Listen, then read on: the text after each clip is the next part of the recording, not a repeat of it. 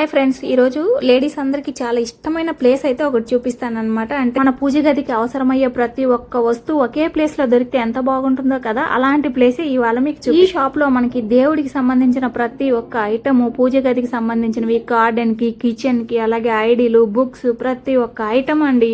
ఈ వస్తువు లేదు అని అనడానికే లేదనమాట. హోమ్ డెకరేటివ్ ఐటమ్స్, అలాగే మనకి గిఫ్ట్ పర్పస్ ఐటమ్స్, రిటర్న్ గిఫ్ట్లు అన్ని ఉంటాయి అన్నమాట. ఈ షాప్ పేరే గిరి. ఇది పలికన్ని మెయిన్ రోడ్ మీదనే ఉంటుంది. నేను ప్రతిరోజు చూస్తూ ఉంటాను అనమాట. లోపల అన్ని వస్తువులు ఉన్నాయా అని చెప్పి లోపలికి వెళ్లేంత వరకు నాకు తెలీదు. బయట నుంచి ఏముంటాయిలే అనుకున్నాను, కానీ లోపలికి వెళ్ళాక నేనైతే షాక్ అయిపోయాను అనమాట. చాలా చాలా బాగున్నాయి. ఇక్కడ ఫ్రేగ్రెన్సెస్ అంటే మన క్యాండిల్స్ ఉంటాయి కదా, మన క్యాండిల్ లైటింగ్ తో పాటు స్మెల్ కూడా ఉంటుంది. ఇవైతే చాలా చాలా బాగున్నాయి.